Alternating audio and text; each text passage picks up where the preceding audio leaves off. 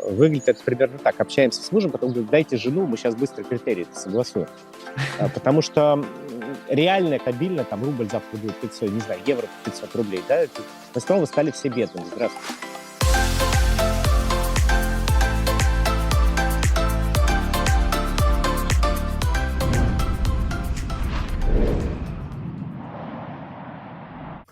Приветствую всех на канале Релокод. Меня зовут Максим. Сегодня мы пообщаемся с Михаилом на тему, как выбрать страну для переезда и какие критерии выбора страны важны.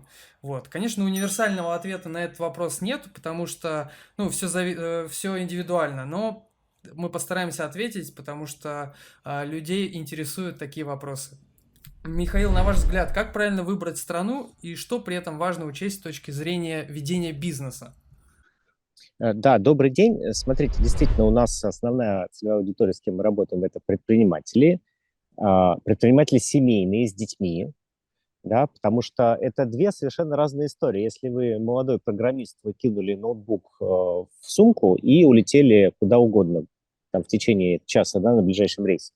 А если у вас трое детей, а если у вас 40 сотрудников, то критерии будут совершенно другие. Поэтому очень много зависит от ситуации, действительно универсального какого-то критерия нет. Во-первых, у нас есть сайт, посвященный критериям выбора страны для IT-предпринимателей, relocode.eu/IT. Там есть большой отчет, который по целому ряду критериев порядка 10-12 стран описывает. Их можно взять за основу просто для размышления. И часто, когда нам звонят эти же самые предприниматели, консультации, говорят, помогите выбрать страну. Мы им говорим, что, ребята, а какие критерии у вас? И они уходят думать. Мы им даем домашнее задание уходить думать критерии. И, как правило, когда люди думают над этими критериями, они понимают сами прекрасно, какая страна им подходит. Ага. Значит, то есть, как бы, если человек, он выйдет из иллюзии вот этого бесконечного выбора, который очень мучительный, да, когда кажется, что количество вариантов безгранично, то методом отсечения с помощью вот этих критериев, да, ведь выбор – это отказ от какого-то из вариантов. Вот у вас есть 10 вариантов, вы от 9 должны отказаться. И это, Мгм. на самом деле, противоречит человеческой натуре, потому что хочется все и сразу, и к умным, и к красивым. Жизнь это бесконечный выбор у нас получается. Это если вы хотите носиться по кругу, как белка в колесе, и вам это нравится, и зачем-то вам это нужно, то да. А так выбор – это иллюзия. По крайней мере, когда вы выбираете. То есть выбор – это, вот это состояние бесконечного выбора – это уход от ответственности, с моей Мгм. точки зрения, да. То есть вот хочется находиться в состоянии иллюзии, что все возможно. На самом деле это и так. Можно и так на это посмотреть, да. Но просто, а чего хотите именно вы? И вот если сформулировать, чего хотите именно вы, то, Мгм. как правило, остается пару мест на планете, которые этим критериям соответствуют. Для меня я могу делиться как бы своим опытом, могу делиться опытом работы с там, сотнями клиентов. Я могу Мгм. сказать, что критерии делятся строго на две группы. Значит, это критерии, где хорошо бизнесу и развивать бизнес, и построить, потому что ключевой вопрос, переехать-то несложно. А на чем вы там будете зарабатывать? Да, вот, допустим, завтра Россию отключат от всех свифтов, там все, вот нельзя будет деньги из России получать никак. Понятно, что всегда найдем способ, понятно, что у тех, у кого бизнес в России работает, он еще будет их кормить достаточно долго. Мгм. Но все равно, ведь это же ненадежно, нестабильно, там рубль завтра будет 500, не знаю, евро по 500 рублей, да, мы снова стали все бедными, здравствуйте. Поэтому, конечно, надо строить доходы в каких-то других валютах. Не скажу твердые валюты, потому что все валюты падают и обесцениваются, да. Не Ага. знаю, в биткоине, насколько это твердая валюта, наверное, лучше бумаги. Спорный вопрос. Значит, и вот, чтобы это строить, нужно выбирать туда, где бизнесу хорошо. Но, с Мгм. другой стороны, есть дети, есть семья, есть жена.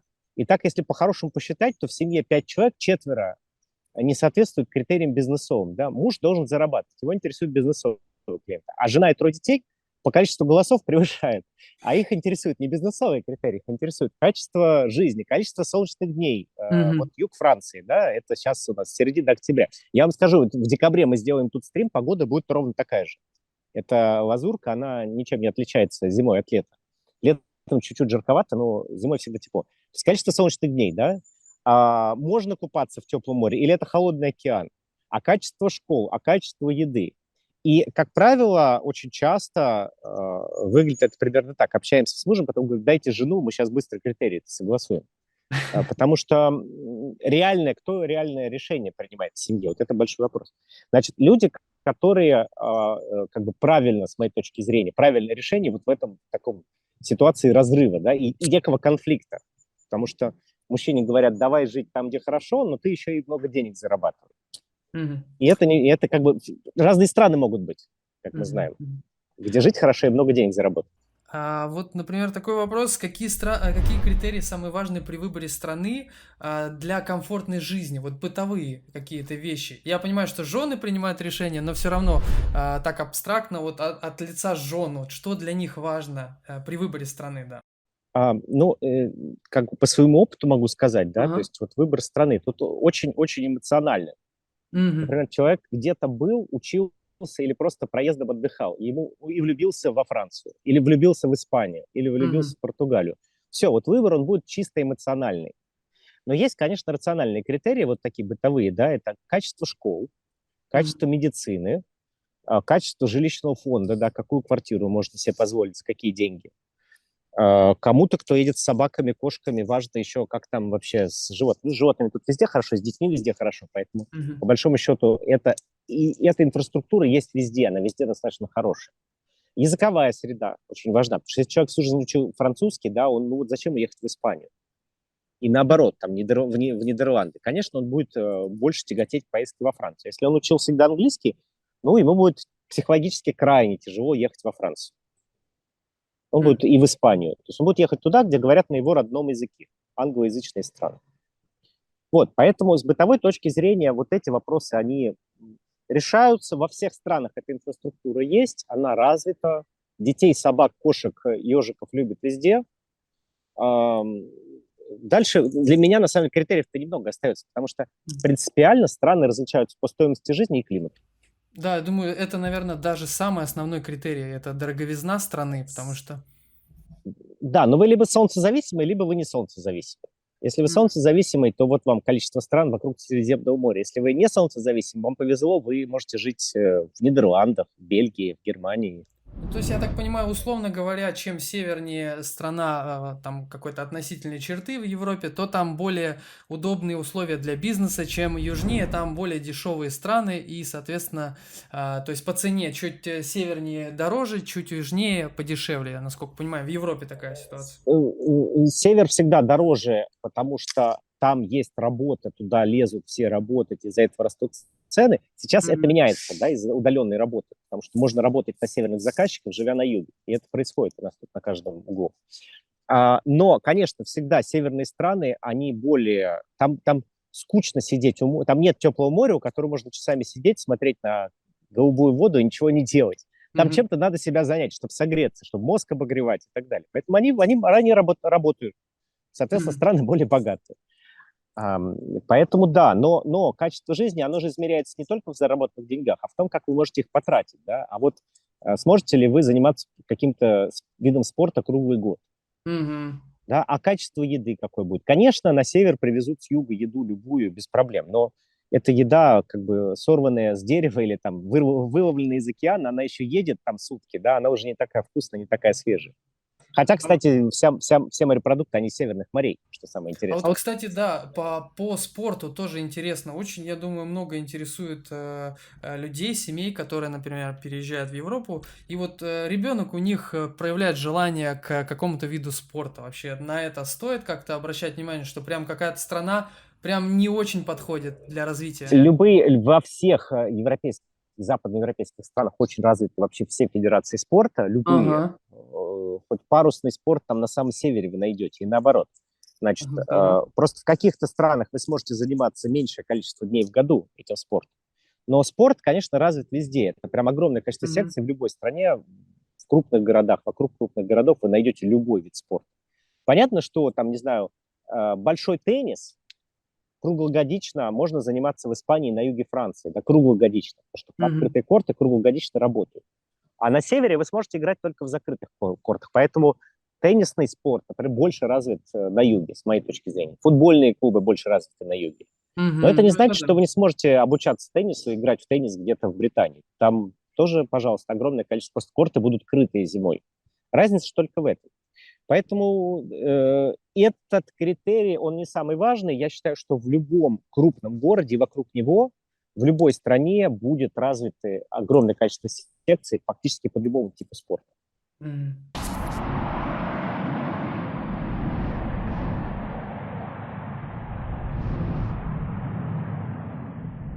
А вот если вернуться к рациональному, так сказать, меньшинству или большинству людей, которые принимают решения на основе каких-то бизнес-идей или там возможности развивать бизнес, то есть мужская половина.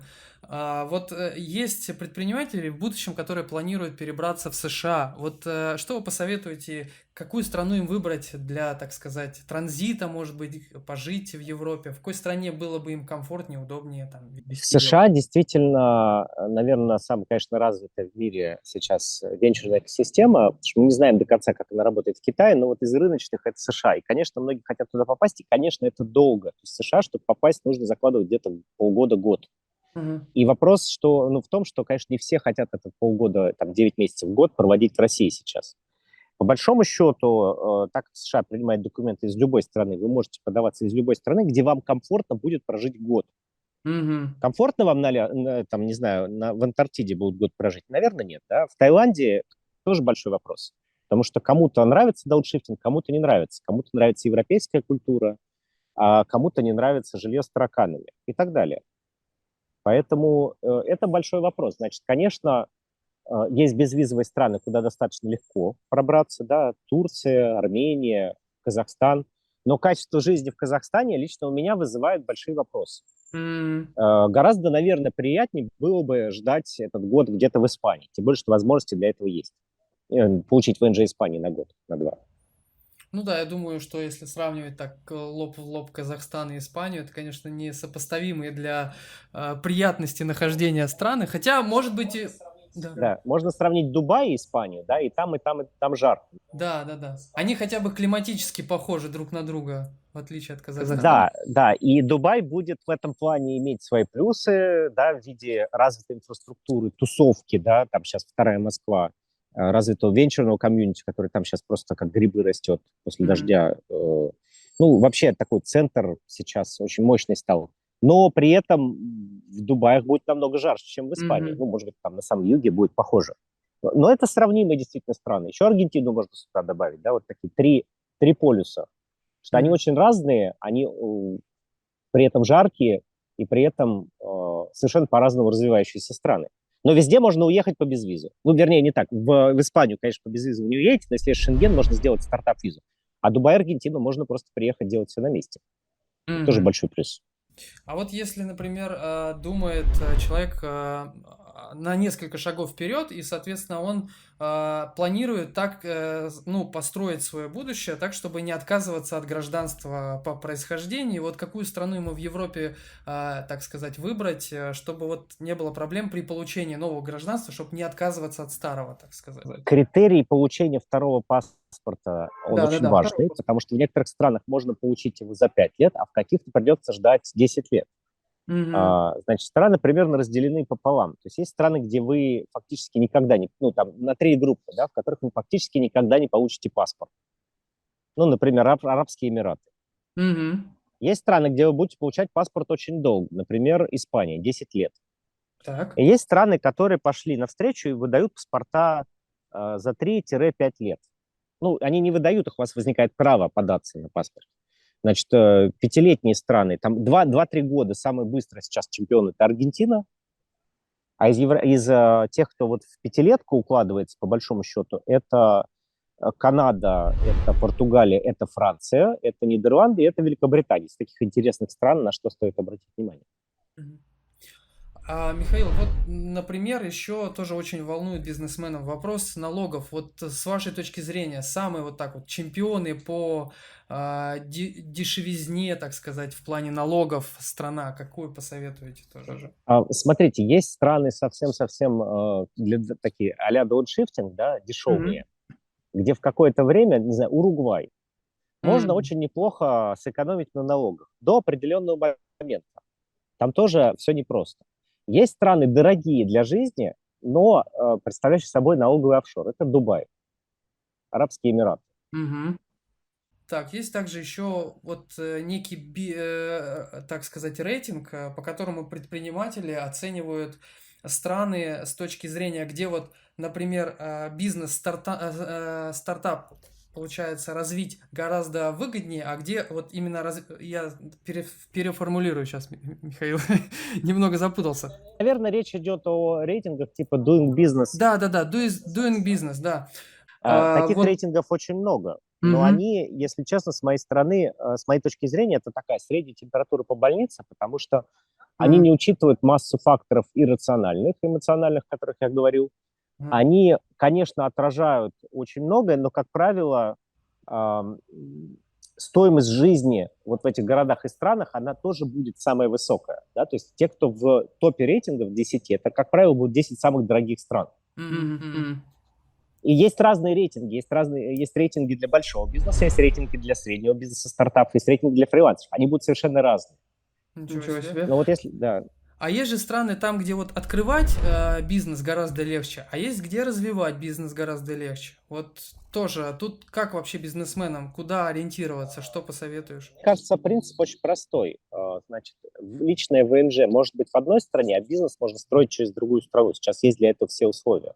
Ага. То есть можно разделять, где лучше бизнесу и где лучше вам. И тут не будет противоречия. Вот надо уйти от этого противоречия. Вы с семьей можете жить где-то в какой-то юрисдикции, которая вам нравится. Мгм. А все финансовые потоки можно пустить совершенно законно через другую страну, там, через холдинговые структуры или просто через какой-то бизнес, работающий удаленно, через юридические лица, которые будут жить в своих юрисдикциях. И Мгм. получается, вы-то можете выбирать для себя жизнь в тех странах, которые вашим бытовым критериям соответствуют, а бизнес строить в тех странах, где удобнее находиться бизнесу, то есть юрисдикция для регистрации компании, и с точки зрения создания, и с точки зрения развития бизнеса. Потому что развитие бизнеса, конечно, зависит не от того, насколько легко или сложно регистрировать компанию. Это мелочь. Зависит от того, где ваш рынок, где ваши потребители, где есть какое-то льготное регулирование, не знаю, там для блокчейн-проектов или чего-то подобного. Где Мгм. проще работать с банками. Хотя сейчас нигде не просто работать с банками, потому что все банки, в принципе, регулируются централизованно. И так далее. Но надо разделять. Личное ВНЖ, страна для личного ВНЖ и для проживания, для цели проживания вас и вашей семьи. И страна юрисдикции для ведения бизнеса, где будет зарегистрирована ваша компания, через которую будут идти все деньги и взаиморасчеты. И Мгм. там будут платиться налоги, потому что у компании налоговое резидентство определяется по месту юрисдикции и его регистрации, а у Мгм. физического лица уже по принципу того, где это физическое лицо проводит большую часть своего жизненного времени. Мгм, понятно. Михаил, сейчас по статистике вообще, вот куда сейчас больше всего уезжают люди, в какие страны? Все равно, я думаю, по направлениям можно будет какую-то статистику подобрать. Где клиентов больше? Мгм. Эта статистика, она будет несколько противоречивой, потому что смотря о ком мы говорим, да, то есть, ам, значит, там фрилансеры будет совершенно одна статья. Бизнесмены, например. Ну, опять же, вот бизнесмен, крупный бизнес, если у вас 100-200 сотрудников, вы повезете их в страны с низкими налогами на ФОТ, а Да. сами учредители, владельцы и топ-менеджеры поедут в страны с хорошим качеством жизни. Массово сотрудников везут в такие страны, как Армения или вот Apple перевезло 1000 сотрудников в Киргизстан, Мгм. но это не значит, что топ-менеджеры или там владельцы Apple переехали в Киргизстан. Значит, владельцы и топ-менеджеры обычно едут куда-нибудь в Швейцарию, во Францию или Люксембург, или в Британию. Мгм. Ну, то есть многие офисы разработки перевозят. То есть логика такая: офисы разработки перевести туда, где небольшие налоги на вход. Или есть какие-то льготы и плюсы для того, чтобы это там делать. Например, Армения. Или там с рядом оговорок Кипр. Мгм. Топ-менеджеры при этом могут быть тоже на Кипре. Там хорошие условия для этого созданы, например, там нулевая ставка по дивидендам. Либо они едут куда-то в Дубай, куда очень дорого перевозить сотрудников. Либо едут во Францию, в Швейцарию, Великобританию, ну, то есть страны, которые подходят. В США едут те, у кого есть большой запас денег, потому что там дорого, туда не Мгм. перевезешь команду, там все очень дорого, дорогая недвижка и так далее. И те едут, у кого есть, собственно говоря, деньги на тестирование этого рынка, на развитие бизнеса в США. Это достаточно дорого. Но с другой стороны, Михаил, США, Штаты, там каждый штат налогообложение свое, то есть как бы обобщенно про Америку говорить, я думаю, Не совсем. Налогообложение везде высокое, потому что те льготы, которые дают Штаты, они на самом деле небольшие, и тут мало кого интересует налог на прибыль. Всех интересуют личные налоги. Вот вы успешный предприниматель, ваша Да. компания какие-то небольшие налоги заплатила, а дальше вы в какой-то момент захотите выплатить себе дивиденды. И в Америке это будет 30% минимум. М, На Кипре 0, в Дубаях 0, в Сингапуре 0 и так далее. И это важно, поэтому многие в целях налоговой оптимизации бегут из Штатов. Но Штаты лучшая страна сейчас по поднятию раундов инвестиций и большой рынок, поэтому, конечно, все едут туда, чтобы заработать, а когда зарабатывают, оттуда бегут. м. Логика такая. А насколько более популярным направление стала Азия и Латинская Америка по сравнению с периодом до 24 февраля? Вот тоже такое. Значит, Латинская Америка всегда была очень привлекательной для российских стартапов, потому что там хорошо продавались российские технологии, работали маркетинговые воронки и маркетинговые стратегии, которые работали в России. Мгм. Поэтому многие проекты туда пошли и успешно начали там развиваться с точки зрения бизнеса. С точки зрения качества жизни, Латинская Америка, конечно, отстает от Европы и от Юго-Восточной Азии, и от региона МЕНА, Ближний Восток. Мгм. Поэтому там вопросы с безопасностью до конца не решены, да, непонятно, насколько безопасно туда ехать и так далее. Это надо отдельно с этим разбираться. Вместе Аргентина относительно безопасная страна, все остальное под большим вопросом. Мгм. И Мгм. поэтому в Аргентину едут либо народы, потому что там это в несколько раз дешевле, чем в Майами, а сразу дают паспорт и не только ребенку, но и родителям по достижению 18-летнего возраста. Это интересный кейс. Многие едут сейчас в Аргентину рожать по этому принципу. Едут для того, чтобы быстро получить паспорт другой страны, без инвестиций, да, потому что можно турецкий паспорт получить, но сейчас это стоит 400 тысяч, а в Аргентине это бесплатно. То есть в Аргентину едут те, кто хочет в недорогую страну с хорошим качеством жизни, более-менее нормальным уровнем безопасности и возможностью Мгм. быстро получить второй паспорт. Я думаю, что да, я думаю, что мы про Аргентину более подробное видео снимем на днях. У нас на канале выйдет, поэтому, да, зрителям, если интересно. У нас был кейс, когда 30 человек разработчиков уехали в Мексику. Мы им помогали это сделать, потому что временная зона США, очень удобно оттуда работать со Штатами, и они просто переехали в Мексику. Ага. Но что касается Азии, тут еще интереснее, потому что Азия, конечно, очень развитый регион с высоким качеством жизни. По крайней мере, Азия, она очень большая, если говорить о таких центрах, как Сингапур, Гонконг, Дубай, да, или Мгм. Шанхай. Там, конечно, очень развитое качество жизни высокое, но при этом высокая стоимость жизни. Гонконг, Сингапур и я думаю, Дубай в ближайшее время войдут в десятки самых дорогих городов. Ну, Дубай, конечно, пока еще очень дешевый, он застраивается очень агрессивно, и там будут квадратные метры, но Сингапур, Гонконг, им просто некуда расти. М. А если так, Михаил, абстрагироваться от бизнес-темы, вот ты слышал новость, что сейчас в Америку очень много людей бегут на мексиканскую границу, точнее не в Америку, а в мексиканскую границу переходят, и они нашли лазейку в законодательстве, что пешком нельзя границу переходить, а вот на машине можно, и люди просто, ну, короче, на машине стараются туда переехать, вот такую тему, может быть, что... Мы не знаем ничего про беженство, потому что этой темой не занимаемся. Из последних новостей я видел, что переплыли на байдарке в сторону Аляски через Берингов пролив. Но Ничего кто-то себе. говорит, что их вернули, а кто-то говорит, что их, наоборот, приняли. Ну, это прям похвала, это прям похлопать надо за Я такое. не знаю, надо понять, что там было. Я знаю, что сейчас эта тема, конечно, очень развивается. Я думаю, что Европа будет более открыта с точки зрения беженства, вот статуса беженца, чем США. Там же уже немцы, да, сделали гуманитарную визу вроде Ну, такое. американцы тоже сделали уже какую-то визу, то есть все сейчас сделали эту визу, вопрос в том, какие будут квоты.